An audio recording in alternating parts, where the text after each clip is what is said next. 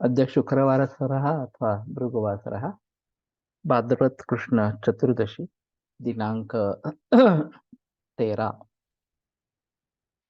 October 2023 Bhavprakash Nighantu guggulu शंखं चक्रं जलौकां चारुदोर्भिश्चतुर्भिः सूक्ष्मस्वच्छातिरुद्यांशुकपरिविलसन् मौलिमम्भोजनेत्रं कालाम्भोदोज्ज्वलाङ्गं कपितविलसत् चारुपीताम्बराढ्यं वन्दे धन्वन्तरिं निखिलगदवनप्रौढदावाग्निलीलम् प्रौढदावाग्निलीलम् ब्रह्मणो हि समारब्धा मात्रेयाद्देषु पूजिताम् अस्मदाचार्यपर्यन्तां वन्दे गुरुपरम्पराम् आयुर्वेदरतं वन्दे माधवाख्यं महागुरुम् आयुर्वेदामृतं सर्वं शिष्येभ्यो यः प्रदत्तवान् द्रष्टाज्ञानी दृष्टकर्मा कृतकर्मा तथैव च अध्यापको भिषक्श्रेष्ठो महान् संशोधकस्तथा गुणैरेतैः समुदितैः यत्कार्यं प्रतनोद्धि सः समृद्ध्यर्थं हि कार्यस्य वयं नु प्रयतामहे सरस्वत्यै नमो यस्याः प्रसादात् पुण्यकर्मभिः बुद्धिदर्पणसङ्क्रान्तं जगदध्यक्षमीक्षते आत्रेयं प्रथमं वन्दे आयुर्वेदजगद्गुरुम् आयुर्वेदामृतं सर्वं गृहीत्वा हि सुरेश्वरात् अग्निवेशादिकेभ्यो यत् प्रयच्छत् मुनिसत्तमः प्रथमं तन्त्रकर्तारम् अग्निवेशं नमाम्यहम्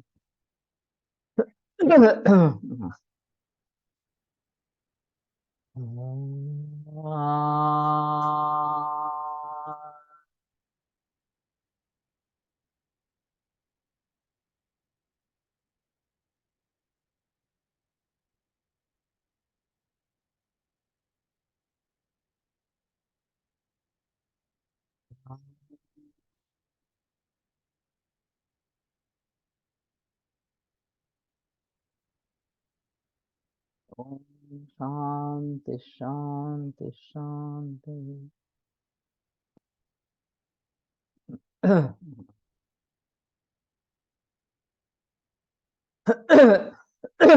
कुष्ठरोगे गुग्गुलुः प्रशस्तः त्वग्गतकन्दक्लेदं कंडूं च नाशयति विचर्चिकायाम् अलसके च गुग्गुलुः इतः। तो इसमें केवल गुग्गुल का प्रयोग करते हैं या कुछ इस प्रकार के योग का प्रयोग करते हैं, ये देखना चाहिए। लेकिन क्लेद और कंडू का नाशन करके विचर्चिका अलसकमिगुल हितकर इस प्रकार का है। शायद हम केवल त्रिफला गुग्गुल भी प्रयोग कर सकते हैं। अपची ग्रंथगंडमालासु दोषा मेदोगतः अपचिं जनयन्ति गुंगुरुः मेदोगतान् दोषान् पचति धातुंश्च प्रसादयति। अपची ग्रंथ्यादिषु लेपनेऽपि गुग्गुलुः प्रशस्तः कांचनक्वाथ संयुतः गुग्गुलुः विशेषण प्रशस्तः गंडमालासु। तो ये कांचना और गुग्गुल प्रचलन में काफी है, और खास करके जो लिम्फेडिनोपैथी भी होती है कैंसर में, ये एक्सिलरी नेक ग्लैंड्स ये पॉजिटिव इस प्रकार के हो जाते हैं। और फिर उसमें एलोपैथी में तो केमोथेरेपी प्रधान है, या कौन सा कैंसर है इसके आधार पर भी काफी बातें निर्भर रहती है। जैसे कि ब्रेस्ट कैंसर हो, लंग कैंसर हो, लिवर वगैरह इस प्रकार के कैंसर हो, या लिम्फोमा हो, हॉजकिन लिम्फो या नॉन हॉजकिन लिम्फोमा, इस प्रकार से इसमें लिम्फ नोड्स में ये सूजन आ जाती है। एक अजीब बात ऐसी है कि एलोपैथी में लिम्फ नोड्स निकाल देते हैं सर्जरी में, खास करके ब्रेस्ट सर्जरी में एक्सिलरी क्लियरेंस किया जाता है। जितने भी नोड्स वहां पे है वो सब निकाले जाते हैं, उनकी बायोप्सी होती है। और फिर 5 नोड्स आउट ऑफ 25 21 वगैरह इस प्रकार कुछ पॉजिटिव है, या एक भी नहीं पॉजिटिव नहीं है वगैरह वगैरह, इस प्रकार का हिस्टोपैथोलॉजी का रिपोर्ट मिलता है। उसके आधार पर केमोथेरेपी कितनी देनी है, क्या देनी है, ये डिसाइड होता है। तो मेरा एक सुझाव ऐसा है कि लिम्फ नोड्स जब उसमें सूजन आ जाती है तो उसका दो तरीके का मतलब हो सकता है। एक तो हमारी प्रतिकार शक्ति कुछ हद तक कुछ काम कर रही है, और कैंसर को रोकने की कोशिश कर रही है। और इसके जरिए ये दोनों की जो इंटरेक्शन होती है उसमें सूजन आ जाती है। अब अगर हम लिम्फ नोड्स को ही निकाल देंगे तो हमने गार्ड से निकाल दिए, जो हमारे सुरक्षा रक्षक इस प्रकार के हैं वो ही निकाल दिए, ऐसा उसका अर्थ हो गया। और फिर आगे हमें बचाने वाला कौन है? ये जो उन एलोपैथी का कहना है कि लिम्फ नोड्स में अगर कैंसर घुस गया है तो वो लिम्फ नोड्स के जरिए कहीं भी आगे बढ़ सकता है, और इसलिए लिम्फ नोड्स को निकाल देना जरूरी है इस प्रकार से। लेकिन इसमें ये तो बात नहीं होती कि जिनमें कैंसर घुसा है उसको सिर्फ निकालना है, जिसमें घुसा नहीं है उसको नहीं निकालना है। इस प्रकार से सभी को निकाल देते हैं, जो भी पॉसिबल है उतने सब लिम्फ नोड निकाल देते हैं इस प्रकार से। और आगे चलकर हमारी प्रतिकार शक्ति अगर अच्छी रहेगी तो शायद लिम्फ नोड्स में स्वेलिंग आने पर भी, अगर प्रतिकार शक्ति जीत जाती है तो स्वेलिंग कम हो जाता है, कैंसर भी कम हो जाता है। जब हम प्राकृतिक रूप से प्रतिकार शक्ति को बढ़ाने की बात कर रहे हैं तो ये मुद्दा महत्वपूर्ण है कि लिम्फ नोड को निकालने के बजाय प्रतिकार शक्ति कैसी बढ़े इसके बारे में हमें सोचना है। लेकिन ये बात होती नहीं है एलोपैथी में, तो अभी ये प्रचलन काफी है कि लिम्फ नोड्स को ही निकाल दे इस प्रकार से। और ये अंतिमतः रुग्णों के लिए बहुत कष्टदायक इस प्रकार का हो जाता है, क्योंकि बार बार इम्यूनिटी बिगड़ती है, बार बार कैंसर दोहराता है, और ये सिर्फ केमोथेरेपी करते रहते हैं। 40-40 बार केमोथेरेपी करके पेशेंट्स मेरे पास आए हैं। क्या होता होगा उस शरीर का इस प्रकार से जिसमें 40-40 बार केमोथेरेपी की गई है? तो कहने का तात्पर्य अर्थ ये है कि इसमें लेप लगाने के लिए कांचनार गुग्गुल प्रशस्त है। मैं अभी वचा और कांचनार गुग्गुल ये दोनों का प्रयोग करता हूँ और उससे काफी अच्छे रिजल्ट्स आते हैं। लेकिन कहने का तात्पर्य आता है कि नोट्स को निकाल देना ये वास्तव में सही तरीका नहीं है। अब इसके बारे में एलोपैथी से कौन झगड़ेगा, ये एक अहम मुद्दा है।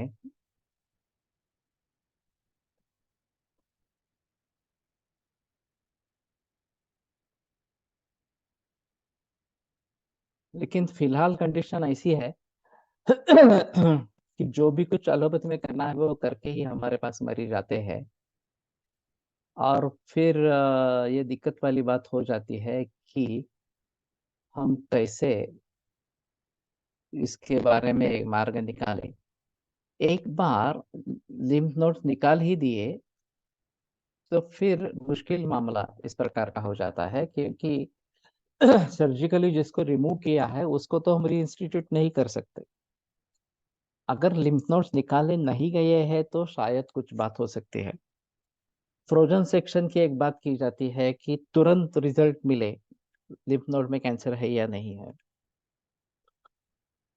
तो उसके लिए भी उसकी बायोप्सी करनी पड़ेगी।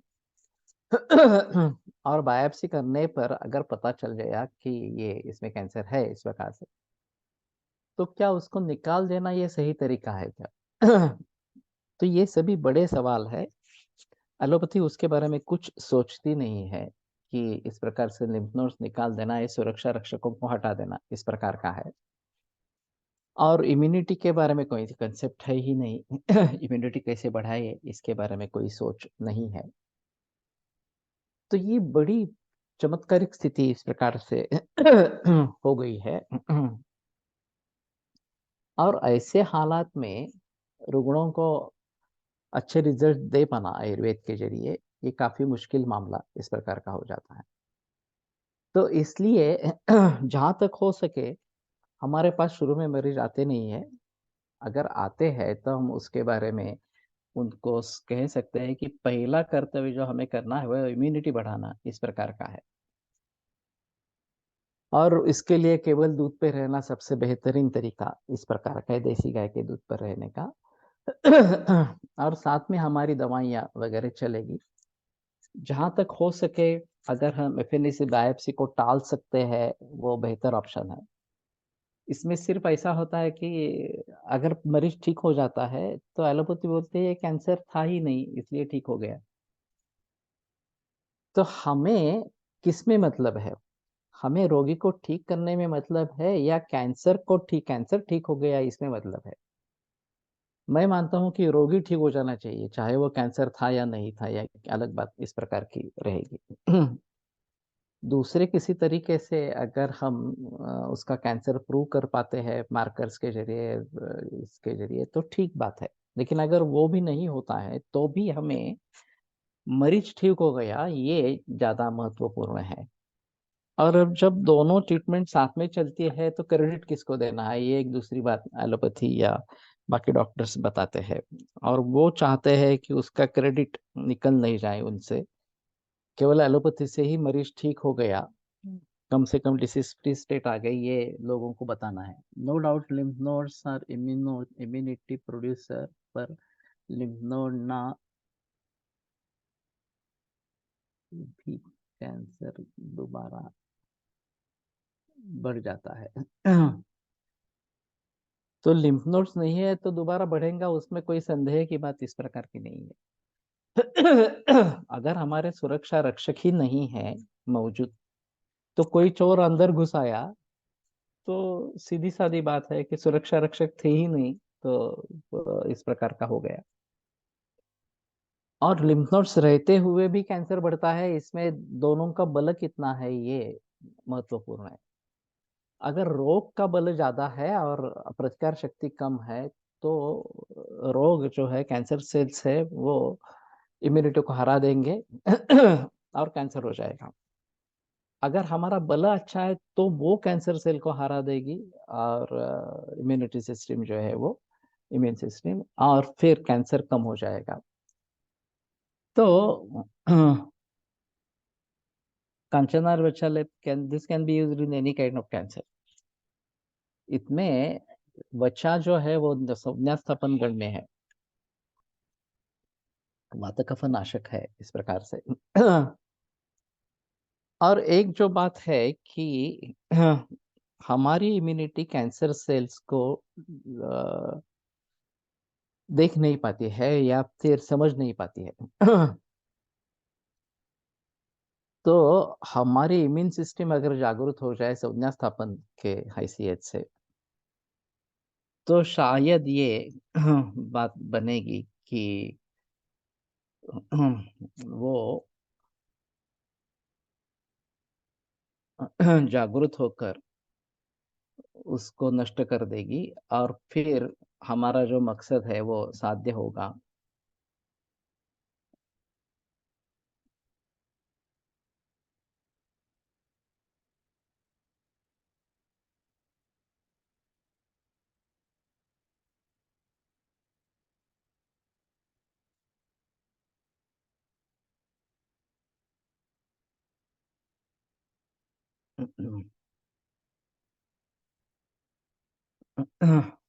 कांचनार का उपयोग आया है, लेकिन लोग इस सिद्धांत से कांचन का प्रयोग थायराइड में करते हैं क्या, यह अपूर्ण युक्ति उचित है?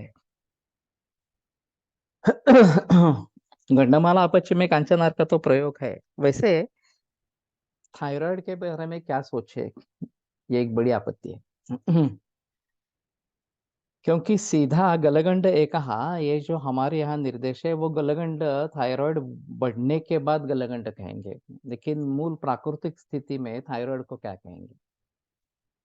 एलोपैथी में तो ये हार्मोन निर्माण करने वाला, हार्मोन सिक्रेट करने वाला एक अवयव है। और हार्मोन का आयुर्वेद में क्या कहेंगे, ये भी बड़ी समस्या इस प्रकार की है। और फिर हार्मोनल इम्बैलेंस जब हो जाता है तो टीएसएच बढ़ना घटना, ये बातें इस प्रकार की होती है। और हाइपोथायरॉयडिज्म ज्यादा कॉमन इस प्रकार का है। अभी एलोपैथी में उसके खिलाफ हार्मोनल ट्रीटमेंट अवेलेबल है, वो लोग वो करते रहते हैं। और तात्कालिक लाभ होता है, इसमें संदेह की बात इस नहीं है। मैं यूज करती हूँ थायराइड में कांचनार गूगल। बहुत लोग यूज करते हैं।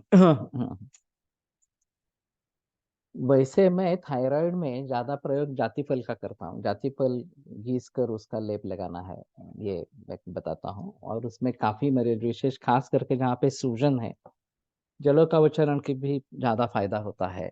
तो वो भी बात देखनी है। और कपालरंध्र धवती, ये भी अच्छा काम करता है। तो ये जरूर इस प्रकार का होता होगा। कांचनार म्हणजे जाणीव आणि संज्ञा व स्रोतस म्हणजे मनोह स्रोतस असे आहे का?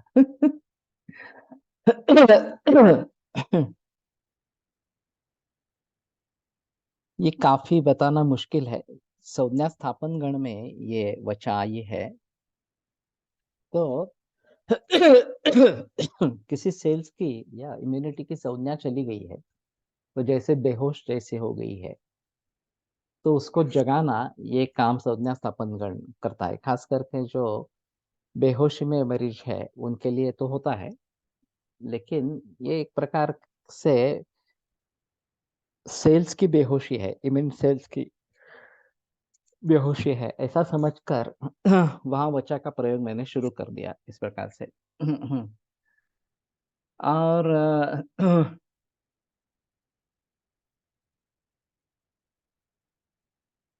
चिकित्सा तो यही रहेगी हमारे हिसाब में। दोष का प्राबल्य किस प्रकार का है ये देखकर चिकित्सा करनी है। जैसे मैं ब्लड प्रेशर में बताता हूँ कि दोष कौन सा है, वात है, पित्त है, कफ है, उसके अनुसार ट्रीटमेंट करो। कफ प्रधान है तो वमन दे दो, वात प्रधान है तो बस्ती दे दो, वगैरह वगैरह इस प्रकार। उसी प्रकार थायराइड में भी सोचना है। कफ प्रधान अगर है तो वमन दे सकते हैं। पित्त रक्त का संबंध है तो जल का उच्चारण ज्यादा अच्छा काम करता है। और वात के हिसाब से कारणों को ढूंढो, कारणों को टालो, ये सभी में कारणों को ढूंढना और टालना ये तो सभी में आवश्यक इस प्रकार का रहेगा। कहने का तात्पर्य अर्थ ये है कि कांचनार गुगुल गंडमाला में आया है। और ये काफी जहां जहां लिम्फेडेनोपैथी होते हैं, कक्ष अक्ष कक्ष अवस संधिगा मलाहा, इस प्रकार की बात कही गई है, तो वहां पे सूजन आ जाती है लिम्फ नोड्स में इस प्रकार से। तो वहाँ कांचनार गुगुल अच्छा काम करता है। और फिर उसके जरिए बाकी सभी लिम्फेडेनोपैथी में भी काम करता है। अश्रद्ध अग्र्य संग्रहामध्ये वायू हा प्राण व संज्ञा प्रदान करण्यामध्ये आलेला आहे असे आले, त्यामुळे प्राणायामाचा उपयोग सर्वप्रथम करता येईल का? ये तो सभी में करना है। प्राणायाम दोष गति को नियंत्रित रखने के लिए प्राणायाम आवश्यक इस प्रकार का है। और फुफ्फुसे कोष्ठ और बाकी शाखा गति शाखा मर्मास्त्री संधि में उसका प्रचलन होना, इसके लिए प्राणवायु स्रोत अच्छा काम करता है। तो प्राणायाम तो सभी मरीजों में सुझाना ही है, ये तो बात सही है। अभी हमने जो 22 तारीख का रखा है webinar, online webinar cancer prevention के बारे में, वो कल उसके जो फ्लायर्स है वो भेजे गए हैं। रजिस्ट्रेशन शुरू भी हो गया है, बहुत सारे लोगों ने रजिस्टर किया है। ये मूल रूप में रुग्णों के लिए है, फिर भी जिसमें इसमें वैद्य भी अगर जुड़ जाए तो ज्यादा अच्छा इस प्रकार का रहेगा। और कितने लोग आते हैं उसके आधार पर इसलिए रजिस्ट्रेशन फॉर्म रखा है। कितने लोग आते हैं इसके आधार पर यूट्यूब लाइव में कुछ मर्यादा है, कुछ मालूम नहीं है मुझे इस प्रकार का। अगर मर्यादा नहीं है तो कोई क्षति नहीं है।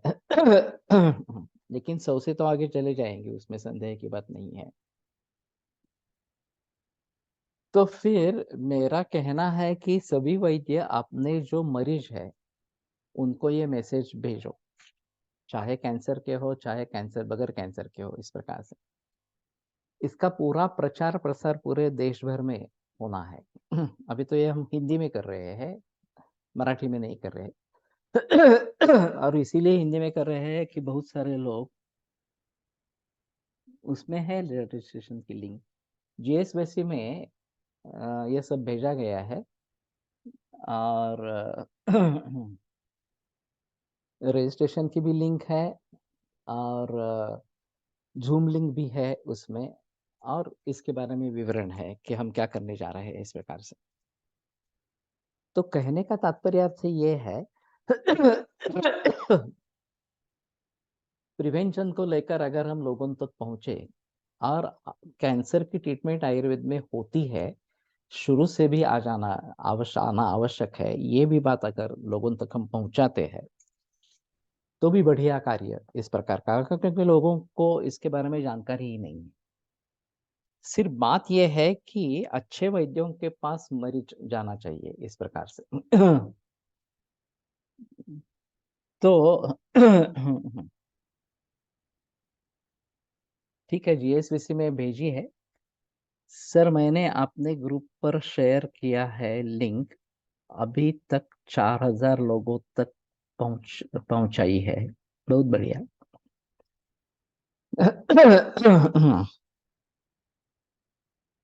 तो ये एक शुरुआत है, और मैं चाहता हूं कि सभी, आप सभी इस थीम को लेकर आगे बढ़े, प्रिवेंशन को लेकर आगे बढ़े, और कंसंट्रेट करें कि डिसीज फ्री स्टेट में जो मरीज है, जिनको एलोपैथी कुछ करती नहीं है, या शुरू में से अगर लोग आते हैं तो ज्यादा अच्छा इस प्रकार का रहेगा।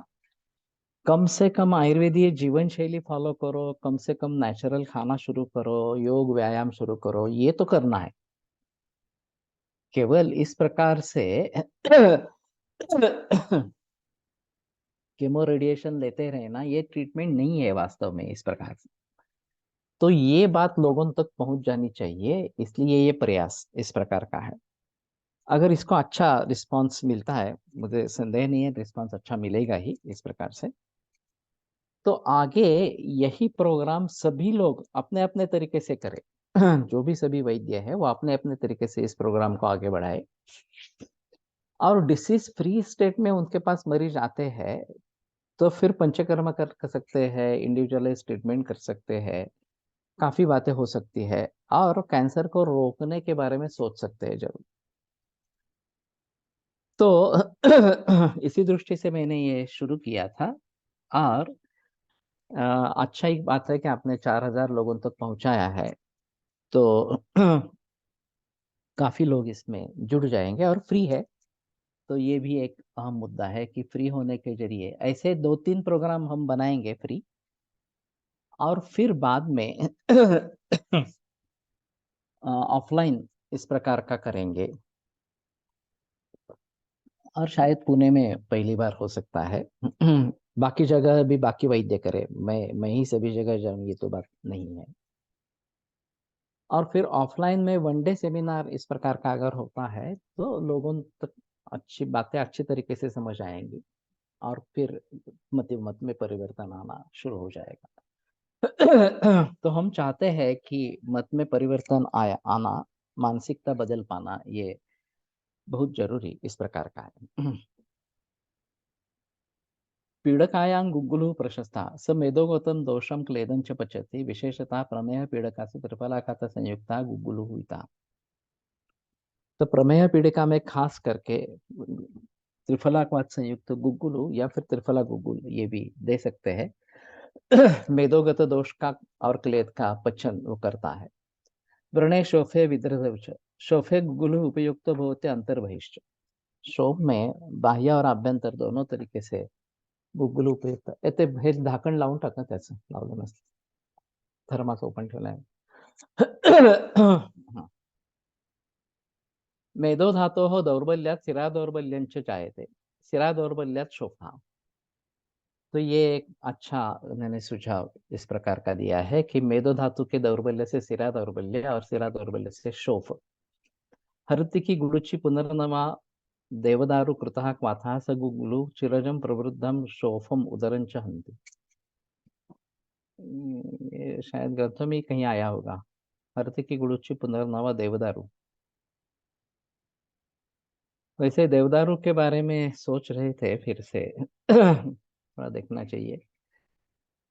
तो चिरम प्रवृद्धम शोफम उदरं चाहती, चिर प्रवृद्ध शोफ और उदर इन दोनों का नाश करता है। भगंतरे नाड़ी व्रण व्रण शोफे विदधौ विदधौ च दोषाणां पाशनाय धातूनां पाकात् रक्षणाय च गुगुलहृतः। भगंदर, नाड़ी व्रण, व्रणशोफ और विदृधि, इन सभी में दोषों के पाचन के लिए, धातुओं के पाक के रक्षण है, पाक से रक्षण करने के लिए गुगुलु हित है। वैसे स्वयंभुवाख्य गुगुलु मिलता है जो भगंदर और नाड़ी व्रण के लिए अच्छा है। तो मैं प्रयोग करता रहता हूँ इसका, स्वयंभुवाख्य गुगुलु का। और इसके साथ में अगर विदृधि या पाकावस्था होने की संभावना है तो वंग भस्म एक जरूर देना है। तो त्रिफला गुगुल हो या कांचनार गुगुल हो, उसके साथ में वंग भस्म ये अ, देना है। तो फिर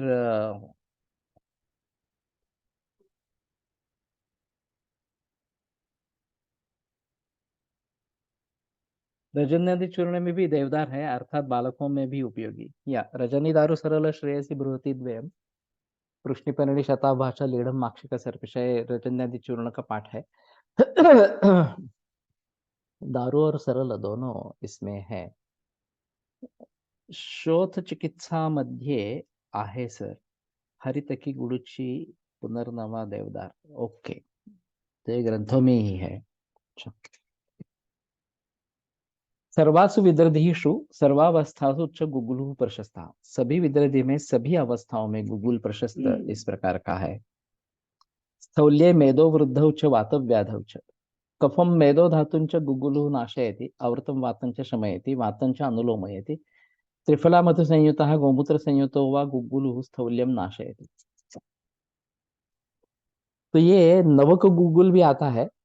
व्योशांग निवेल त्रिफला मुस्तई तुल्यम अयो रजाय, नया इसका पाठ है। और व्योशांग निवेल त्रिफला मुस्ता और गुगुलु, ये नवक गुगुल का पाठ है।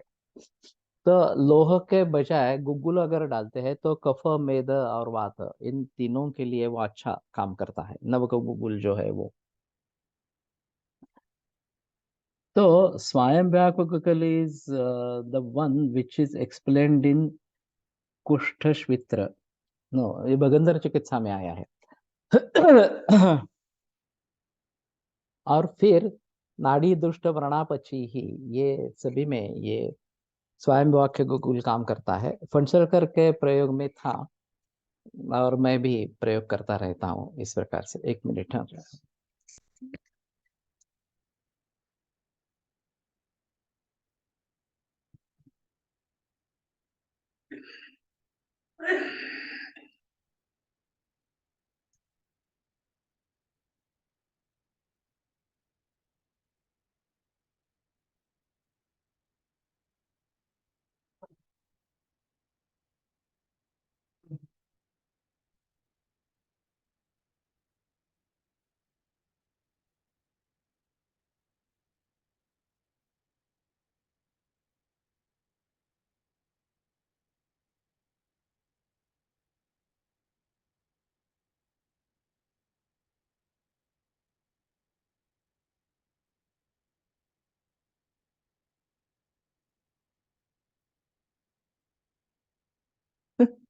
मुझे तो ये पता नहीं किस कंपनी का आता है। मेरे क्लिनिक में है, ज्यादा प्रयोग नहीं होता है, तो देखना पड़ेगा, लेकिन पता चल जाएगा किस कंपनी का मिल रहा है इस प्रकार से।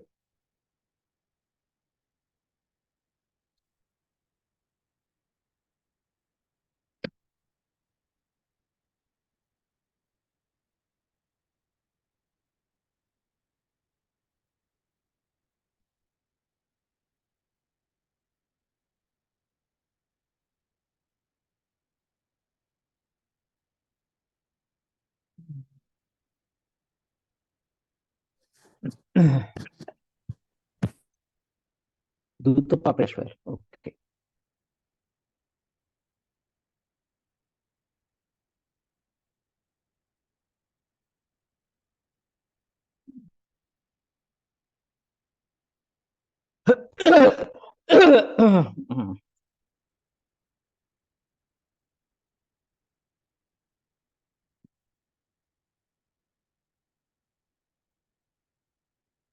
दूध का श्वेत्र वाला है, ओके।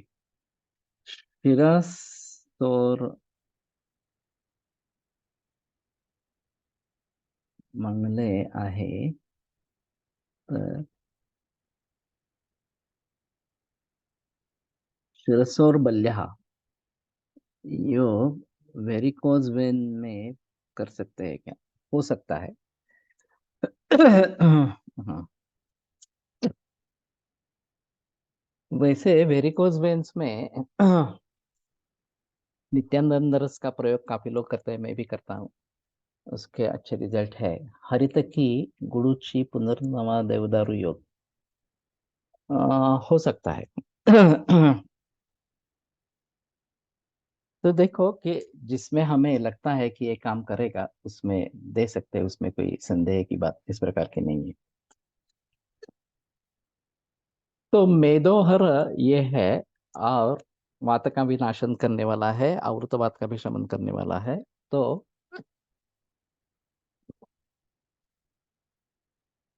त्रिफला मधु संयुक्त गोमूत्र संयुक्त वा गुगुलु स्थौल्यम नाशयति। व्रणगतं क्लेदं गुगुलु हंति। व्रणगत क्लेद है जो उसका गुगुलु नाश करता है। तिक्त कट्टु कषाय वैषद्यात् व्रणम शोधयति रोपयति च।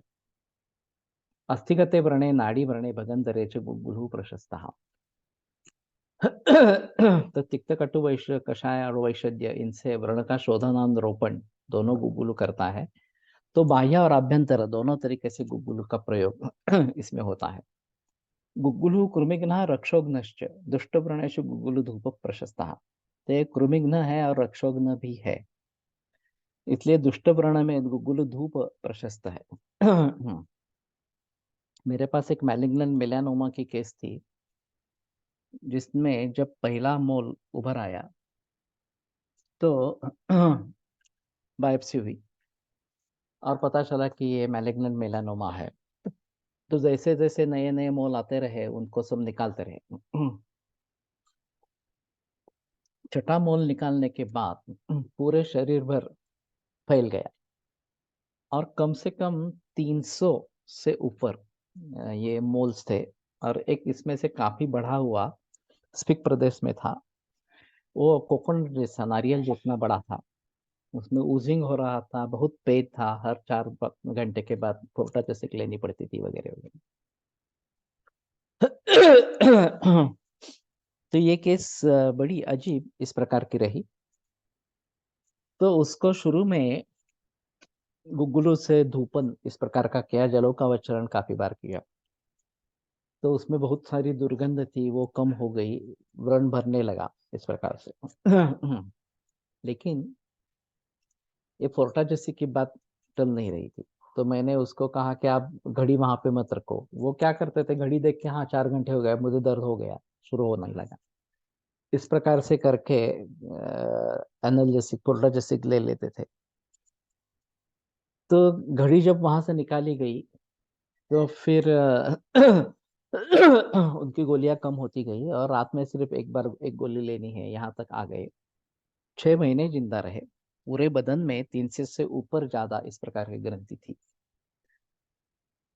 तो अंतमतः वो हर हर रोज सुबह उसके पत्नी का फोन आता था। आज ऐसा हुआ वैसा हुआ वगैरह इस प्रकार से। तो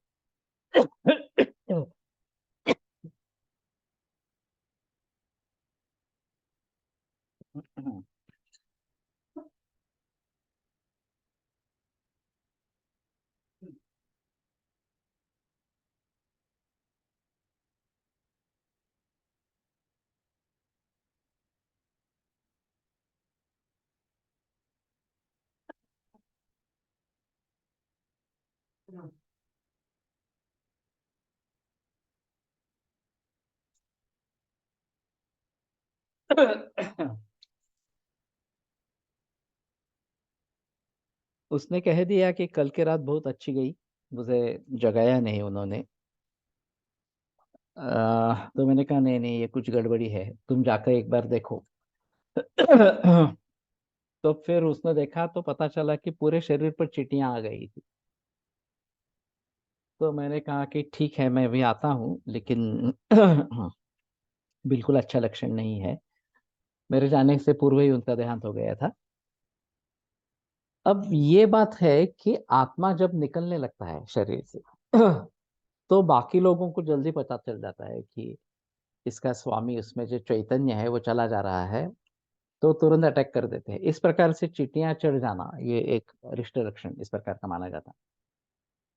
और फिर वही हुआ था इस प्रकार से, और मेरे जाने से पूर्व ही उसका देहांत हो गया। तो ये काफी अजीब बात थी। और दूसरी एक उनमें महत्वपूर्ण बात थी, उनकी उम्र करीबन 60 थी, और ये रोग व्यक्त होने से पूर्व हर रोज उनका व्यवहार होता था, 60वें बरस में भी। तो शुरू में तो प्रमाण उसका बहुत ज्यादा इस प्रकार का था। अब शुक्रक्षय से कुछ इसका नाता है, और शुक्रधरा कला जो सर्व शरीर व्यापिनी है, इससे भी कुछ संबंध उसका है। मैंने वंग का प्रयोग तो किया था इसमें, लेकिन एक बड़ा अजीब इस प्रकार का हेतु वहां पे दिखाई दिया था, मिल गया था इस प्रकार से। तो ये भी एक अहम मुद्दा इस प्रकार का है। अ, हाँ, तो कृमिघ्न और रक्षोघ्न भी है। तो खास करके इस प्रकार से जो ग्रह बाधा वगैरह है, तो उसमें मैं धूप जलाने के लिए बताता हूँ। दशांग धूप बाजार में उपलब्ध है, उसका भी प्रयोग कर सकते हैं। नहीं तो वच्छा एक अच्छी है इसमें, और गुगुल भी अच्छा है।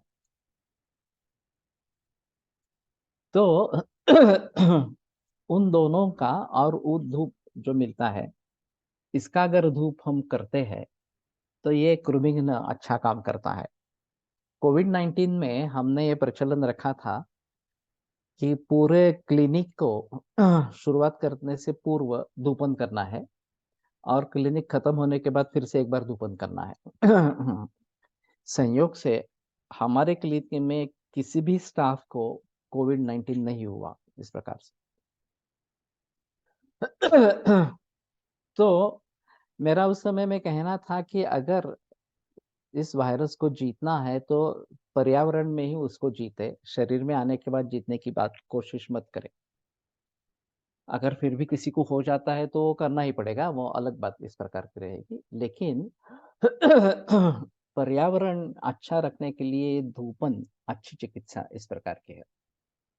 अस्थिभंगे संधिभंगे भंगे च गुगुलो घनो लेपः प्रशस्ता। अस्थिभंग और संधिभंग में गुगुल का घन लेप इस प्रकार का लगाना है।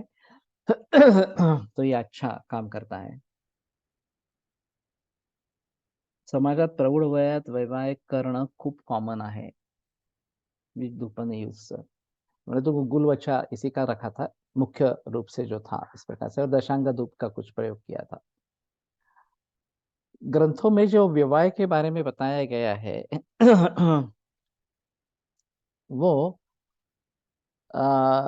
सेवेते कामत कामम तृप्तो वाजिकृतेर हिमे। हिम हेमंत ऋतु या शिशिर ऋतु में वाजीकरण औषधों से तृप्त होकर अपनी इच्छा के अनुसार काम सेवन करना है। त्रिहाद वसंत शरदो हो, वसंत और शरद ऋतु में 3 रात्रि के बाद, और पक्षाद वर्षा निदागयो हो, और ग्रीष्म और वर्षा में 15 दिन के बाद। अब मैंने ये सवाल कोल्हटकर से पूछा था, कोल्हटकर सर से, how much is the role of कुलदेवी उपासना और कुलदेव उपासना इन पेशेंट्स विथ कृच्छ्र साध्य व्याधि। ये कुलदेवी या कुलदेवत का उपासना सभी को करनी है, केवल मिशन की बात छोड़ो। हम वैद्यों का जो भी कुलदैवत है या कुलदेवी है, उसकी उपासना हमें करनी है इस प्रकार से, क्योंकि सर का कहना था कि ये हमारे लिए सबसे नजदीक है, तो वो जल्दी प्रसन्न हो सकते हैं और हमारा अच्छा भला कर सकते हैं। इसलिए सभी में करना है, उसमें संदेह की बात इस प्रकार की नहीं है। तो मैं क्या बता रहा था? हाँ, धूपन का इस तरह का, तो दूध आला है मगाशी से। हाँ, इस प्रकार का रक्षोघ्न इस तरीके से प्रयोग करना ये आवश्यक इस प्रकार का रहेगा।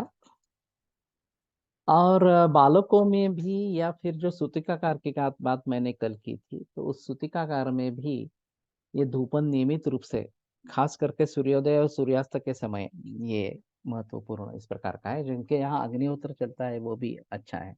हाँ, विवाह के बारे में सो कोलटकर सर को पूछा था कि शादियां पूरे बरस में कभी भी होती है। ग्रीष्म वर्षा में भी शादी होती है, हेमंत शिशिर में भी शादियां होती है। प्रायः शादी के बाद एक बरस तक हर रोज एक बार कम से कम, या फिर उससे भी ज्यादा विवाह होता रहता है। और फिर भी ऋतु प्रतिकूल है तो भी शुक्र क्षय के लक्षण दिखाई नहीं देते। तो ऐसा क्यों, ऐसा मैंने पूछा था। तो सर ने कहा था कि वाजीकरण अग्रंच क्षेत्रम स्त्रिया प्रहर्षिणी, स्त्री ही उसके लिए उत्तम वाजीकरण इस प्रकार की है। तो वाजीकरण होने के जरिए ये शुक्र क्षय बाकी दिखाई नहीं देता इस प्रकार से। उल्टा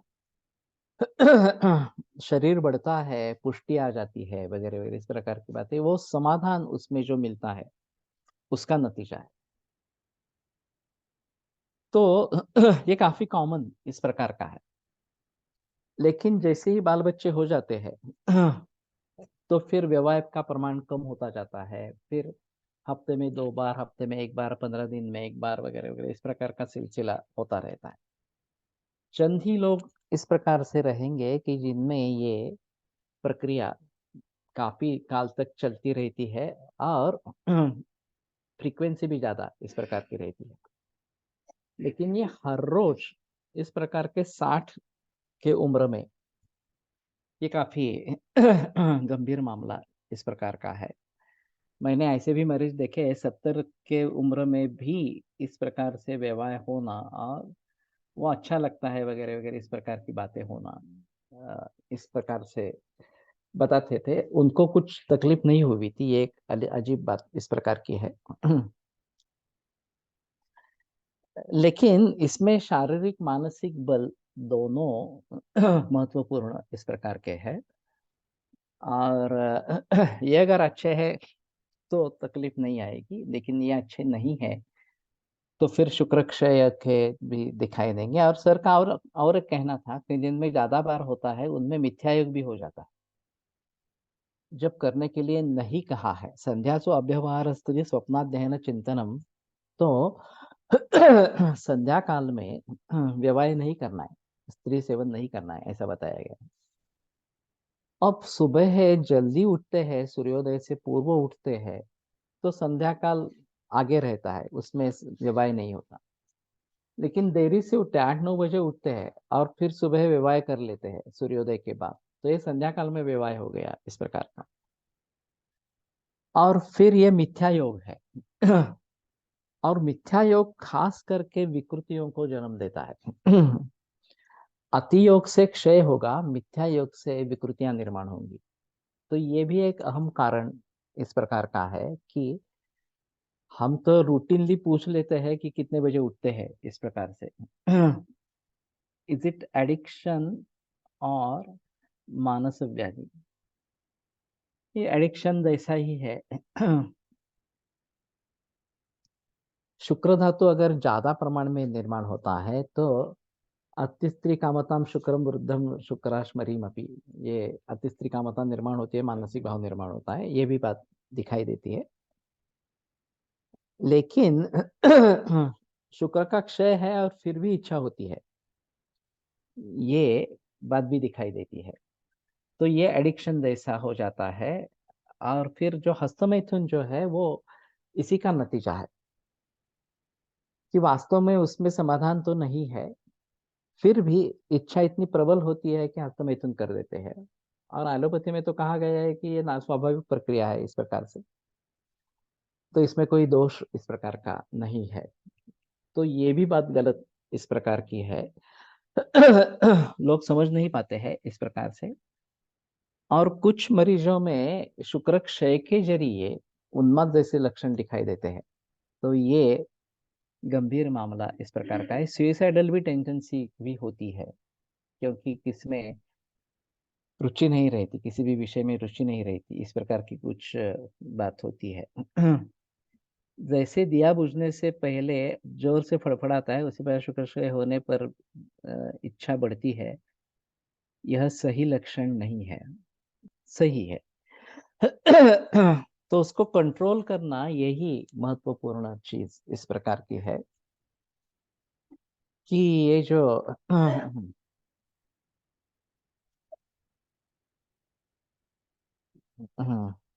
आहार से परम धामत शुक्लम च द्रक्षण आत्मना, अशा सांगितलं।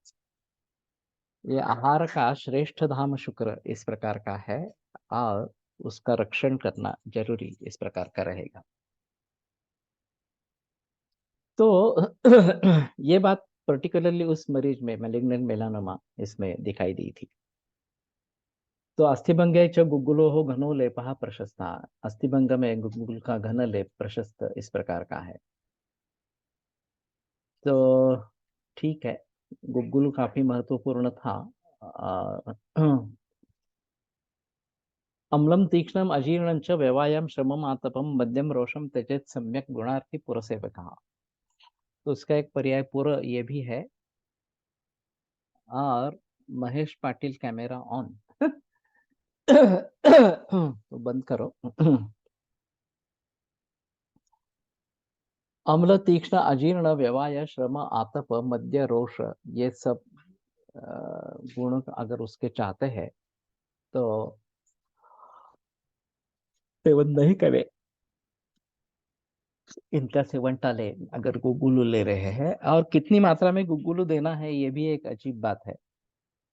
1 तोला मात्रा यानी कि 12 ग्राम की मात्रा ग्रंथ में बताई गई है, और अंतरकर जी ने इसके ऊपर प्रयोग किए थे, और 1-1 तोला गुगुलू खिलाया था लोगों को। और उनका कहना था कि किसी में भी साइड इफेक्ट्स नहीं दिखाई दिए, बल्कि बहुत अच्छे रिजल्ट्स आए। और वही दातार गुरु जी बहुत कम मात्रा में फलत्रिकादि गुगुल या शोधौषधि गुगुल देते, उनको भी रिजल्ट है।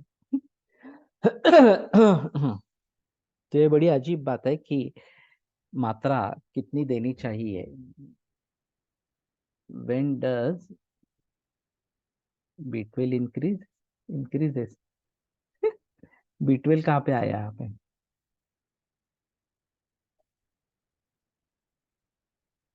HB 5.6। B12 की कमी एनीमिया में एक कारण है पांडु में। तो मैं B12 पतंजलि का जो आता है उसका सुझाव देता हूँ, 1 गोली रोज इस प्रकार से, लेकिन पूरी के देखनी पड़ेगी। और ये अभी हीमोग्लोबिन कम होना ये काफी मरीजों में हम पा रहे हैं। और बहुत सारे दवाइयों के उपयोग के बाद भी ये समस्या कुछ मरीजों में नहीं ठीक। Sir, sorry to interrupt sir, उनका B12 जो है ना 1700 आया हुआ है, इट इज इंक्रीज्ड। तो that is like what is the cause behind that and how to treat it, that was my question. नहीं देखिए, पूरी हिस्ट्री ले लो। हमारा जो प्रोफार्मा है आयुर्वेद का, उसके आधार पर हिस्ट्री ले लो तो शायद कुछ बातें पता चलेगी इस प्रकार से। वैसे ओके सर। रसव स्रोतस का विकार है पांडु रोग जो है वो। और रक्त को हम मानते हैं, ततोल्प रक्त इस प्रकार का बताया गया है, तो रक्त अल्प होता है इसमें, लेकिन मूल रूप से पांडु रोग की संप्राप्ति देखना और सभी पूर्ण चिकित्सा देखना ये जरूरी इस प्रकार का होगा। श्रीवेष्टक श्रीवासः श्री सरलस्रावा श्रीवेष्टो वृक्षधूपकः श्रीवासो मधुरस्तिक्तो स्निग्धोष्णस्तुवरः पित्तलो वातमूर्धाक्षि स्वररोग कफापहः रक्षोघ्न स्वेद दौर्गंध्य योका कंडू वर्ण प्रणुत। अब ये मालूम नहीं श्रीवेष्टक इस प्रकार का मिलता है नहीं मिलता है। As per O Kapoor, sir, intercourse is in old age is good for health and सोमनस्य। शुक्र क्षय अगर नहीं होता है तो कोई प्रॉब्लम नहीं है, और प्रमाण कितना होना है ये भी बात ध्यान में रखनी है। उसमें एक समाधान मिलता है और ये समाधान महत्वपूर्ण है, उसमें संदेह की बात नहीं है। फिर भी शुक्र क्षय होने लगा तो फिर मुसीबत इस प्रकार की होगी। तो श्रीवास से नाम से या श्रीवेष्ट का नाम से कुछ मिलता है, किसी को कुछ पता है? और गोवा फड़के की किताब में इसके बारे में कुछ बहस है क्या इस प्रकार से? सरल श्रावः कहा गया है, तो ये भी जैसे सरल वृक्ष है उसका डिंक या गोंद होगा। मधुर स्निग्धः स्निग्धोष्णः तुवरः सरः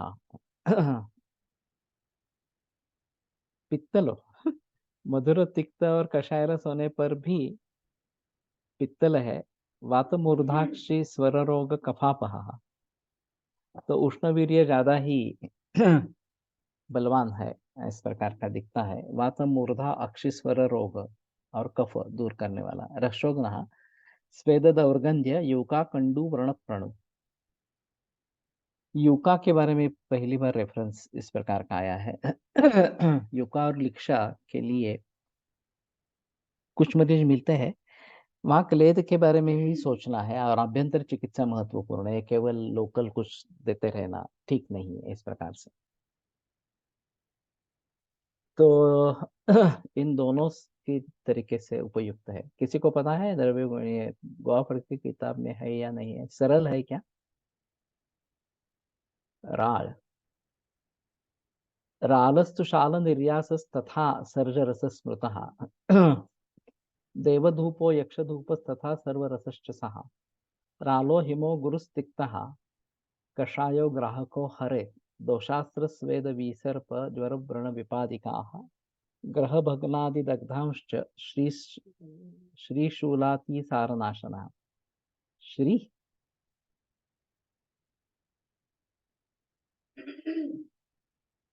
ये अजीब है। राड़ का उपयोग ज्यादातर मलहम में किया जाता है। एक हमारे दृष्टि से अहम है। लेकिन औषधियों में इस प्रकार का प्रयोग मैंने तो नहीं देखा है। गोवा फड़के की किताब में शायद राड़ होगी इस प्रकार से। तो शाल निर्यास है। शाल वृक्ष का निर्यास है, सर्जरस भी उसको कहते हैं। देवधूपः यक्षधूपः, ये और अजीब बात है। तो यक्षों के लिए धूप जलाना कभी पड़ता है क्या? शायद ये ग्रह बाधा में यक्ष ग्रह है तो शायद इसका प्रयोग हो सकता है। हम उसमें डायग्नोसिस में नहीं जा रहे ज्यादा। ग्रह रोग है यहाँ पे आ जाते हैं, लेकिन यक्ष है, राक्षस है, पिशाच है, भूत है, ये जो उसमें डिफरेंशिएशन है वो अगर करने की कोशिश करेंगे तो शायद internally for ulcer healing Kailash जीवन में, जीवन पेट में से दे सकते हैं। वो तो सही है, लेकिन कैलाश जीवन में भी राड़ होगी मुझे पता नहीं है। ये दोनों तरीके से काम करती है, आंतर और बाह्य इस प्रकार से। दोष अस्र स्वेद विसर्प ज्वर व्रण विपादिका। ग्रह भग्नादि अग्नाग्नि दग्धांश, तो अग्निदग्ध में भी ये महत्वपूर्ण है। ग्रह रोग में है, भग्न में भी है। शूल अतिसार नाशन राड़ा है। श्री का मतलब मैं भी समझ नहीं रहा हूँ। और श्री नाशन यानी कि लक्ष्मी नाशन या फिर सौंदर्य नाशन इस प्रकार का होगा अर्थ। शूला और अतिसार नाशन तो है। हाँ, यहाँ फड़के की किताब में राड़ है क्या? किसी ने देखा है?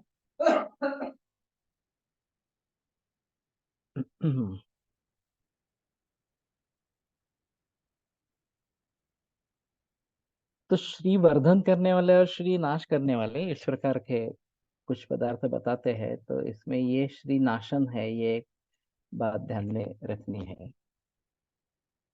कुंदुरु कुंदुरुस्तु मुकुंदस्यात् सुगंधा कुंद इत्यपि कुंदुरु मधुरस्तिक्त तीक्ष्णस्त्वच्चः कटुर्हरेत् ज्वरस्वेद ग्रहा लक्ष्मी मुखरोग कफानिलाम। तो अलक्ष्मी नाशन ये भी काफी इसमें आता है। तो एक उनको अलग तरीके से ढूंढते हैं, साक्षात अलक्ष्मी का नाश या फिर इस प्रकार की कांति चली गई है तो उसका नाश, इस प्रकार से सौंदर्य का नाश अगर हो गया है तो उसको ठीक करने वाली इस प्रकार से भी होती है शल्य की निर्यास। शाल और शल्य की एक ही है क्या? मुझे नहीं लगता है।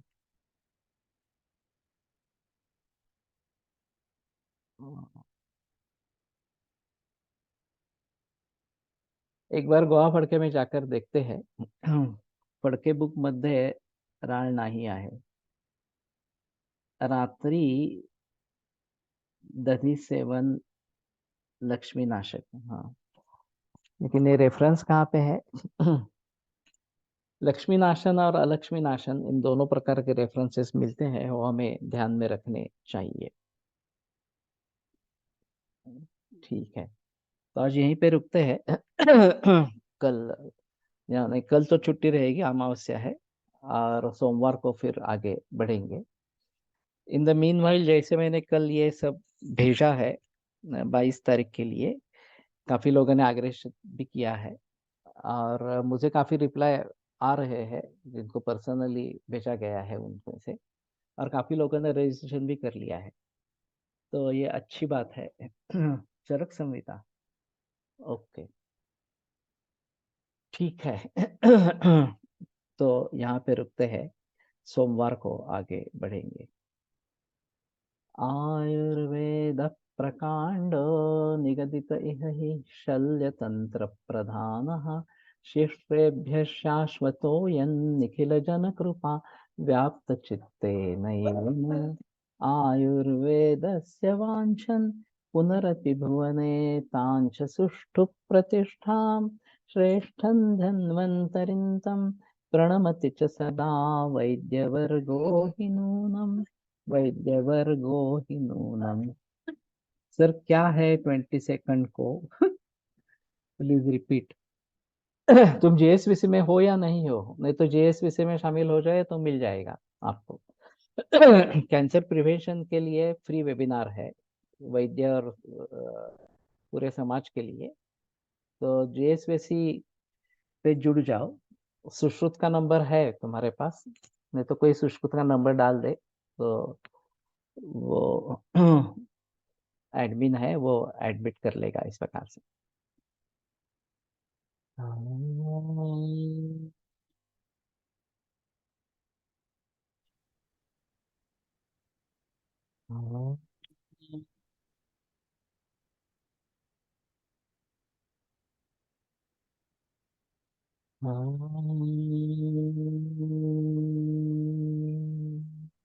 ओम शांति शांति शांति। हे तुझा नंबर सांग रे। काय? हाँ, 7 हाँ हाँ 82 आणि पुढे 87 हाँ